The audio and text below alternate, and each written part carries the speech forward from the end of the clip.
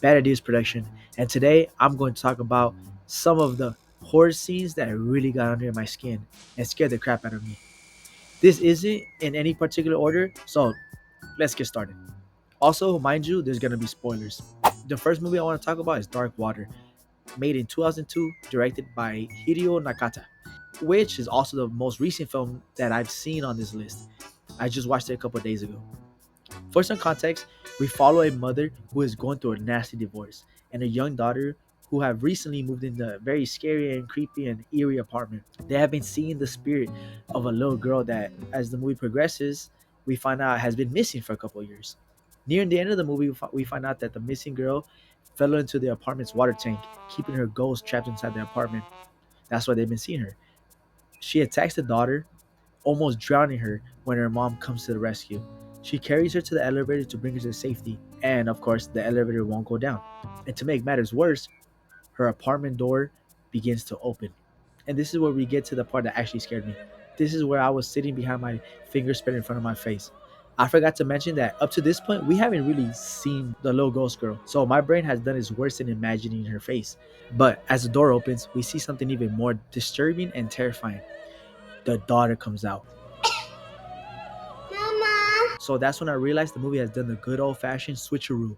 And quickly it's apparent that she is not holding her daughter. And the camera takes its sweet time in revealing who she is. And that's when I was just shitting bricks at this point. The suspense of it all. I was genuinely scared to see what the reveal was, as like I said before, we haven't seen the ghost girl. We see little glimpses, and even the photo that's used prior to the scene is very blurry and you can't really make out her face. So then after an excruciating amount of time, the little ghost girl is revealed and she screams into the camera and she attacks the mom like Chucky in the first film. So now this is a perfect example of suspense done brilliantly. The second movie on this list is The Exorcist from 1973, directed by William Friedkin. It's a horror classic, so there's not much to say that hasn't already been said. I just want to give my 2 cents and speak briefly about the scariest scene in the movie. I'm going to assume everyone has seen this movie, but if you haven't, basically, this little girl, Reagan, has been possessed by Pazuzu, and her mother has called upon Father Damien and a priest to help her exorcise it. This scene comes right after Reagan has killed the priest. Father Damien walks in and sees that the priest, he's dead, laying on the bed. He tries to awaken him with a brutal form of CPR. And as he does, we get a couple close-ups of Reagan watching without any remorse. When Father Damien realizes that the priest has died, he looks at Reagan, who is now giggling. And this is the image that has haunted my dreams for a really long time. She is so evil, pure evil. This image is why this scene sticks out to me, as well as so many others in this movie. She just looks so terrifying.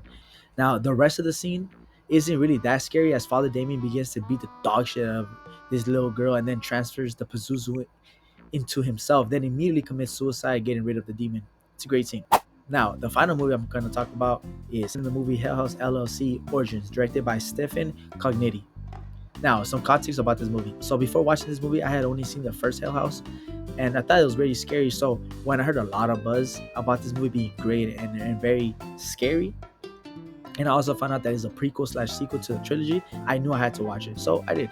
Now, mind you, I was not expecting this movie to be that scary, as I watched a lot of horror movies and it takes a lot to scare me.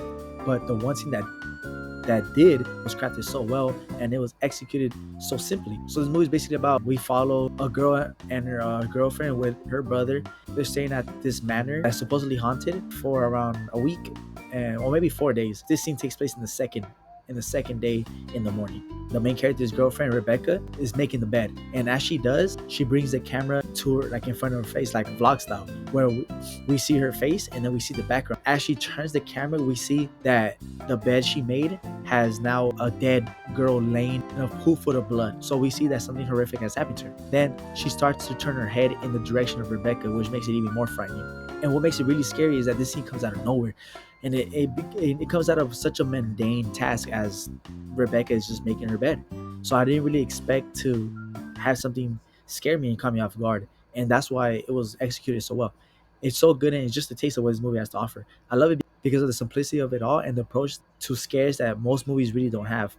There's no jump scares here, there's no loud noise or anything like that is conventional like that. It's just basic horror imagery falling on your lap. It's forcing you to watch. It's very terrifying. And well, that does it for me today. I have a lot of other scenes that I want to talk about, so I'll probably make a part two. But I just wanted this part to have three different movies from, like, three different eras. We have one from the 70s, the early 2000s, and I wanted it to have different types of scares where we have very simple in Hell House and then something more bombastic in Dark Water. And we also have different languages in different locations. And thank you everyone who watching. I really appreciate y'all, and better this prediction.